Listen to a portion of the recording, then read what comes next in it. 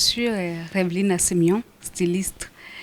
Je suis la fondatrice de la marque Achafer. La particularité de la marque Achafer existe dans la simplicité, l'élégance, un vêtement qui se porte à tout moment, tout en restant chic. Chic, glamour, caviar. Et il ne faut pas être vulgaire. On emmène nos jeunes sœurs et nos jeunes frères à s'habiller décemment et à s'habiller surtout africain. Parce qu'ils ont tendance à s'habiller tellement européen et que j'ai toujours dit à mes clients que vous avez compris, c'est vrai, vous êtes mes clients, c'est parce que vous avez compris le style que je suis en train de promouvoir. Mais en même temps, la jeunesse doit venir en Afrique. Elle doit avoir ses deux pieds en Afrique. Même on a la tête à l'Occident, mais nos deux pieds doivent rester sur la terre africaine avec nos richesses, avec nos créations, avec nos styles vestimentaires. La robe que j'ai portée, c'est un style africain, mais ce n'est pas un tissu africain. Voilà, on va chercher en Europe, on adapte ça à notre manière. C'est ce que je promouvois. Au massage, j'ai présenté une collection homme, l'audace des hommes. C'est-à-dire quoi? Aujourd'hui, les hommes n'ont pas la manière de s'habiller comme les hommes d'avant. C'est-à-dire que les hommes d'avant, c'est-à-dire quoi? Pas notre génération. Donc, j'ai présenté une collection qui est responsable, en même temps fun, jeune. Et j'ai fait typiquement une collection homme, pour présenter le côté changeant de l'homme. J'utilise les lins italiens, le batik et les tissus suisses, belges et les tissus de verre, c'est-à-dire les tissus qu'on utilise pour faire les fesses. Voilà, j'utilise pour faire les ensembles 2 pièces, 3 pièces, mais pas des vestes parce que je suis beaucoup africaine et je reste dans le style africain. C'est la base, le socle. Mon inspiration, pas de là. Je ne sors pas, c'est-à-dire que je ne suis pas la mage de l'idéal de l'Afrique.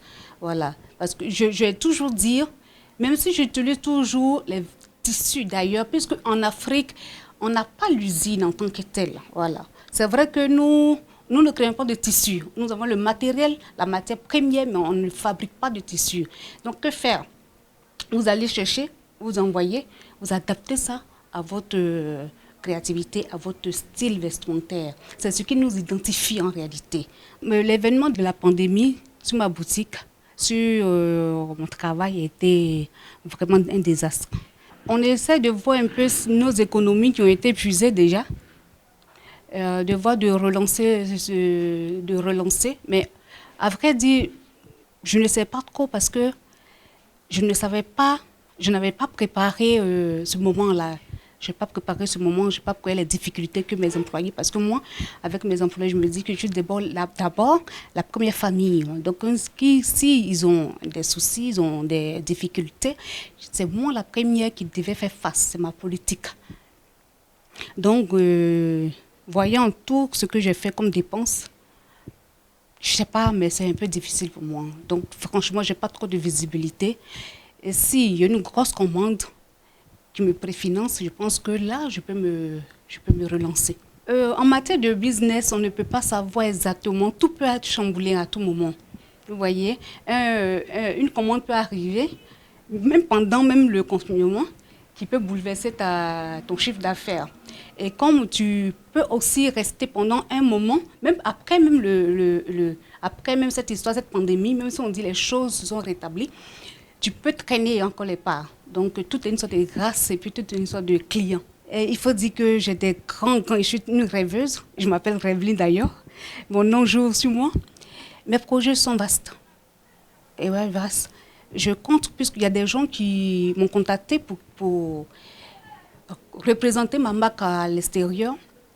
Ça me tient beaucoup à cœur. Pour connaître aussi ma marque à l'extérieur, à l'Hexagone.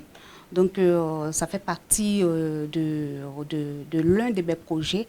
Mais en premier lieu, c'est d'agrandir la boutique un peu dans chaque commune d'Abidjan. Et pourquoi pas à l'intérieur du pays. Et ma priorité, c'est de me faire connaître d'abord en Côte d'Ivoire et le reste suivra. Le message que je veux donner au monde, en particulier à l'Afrique, tout est possible. Tout est possible.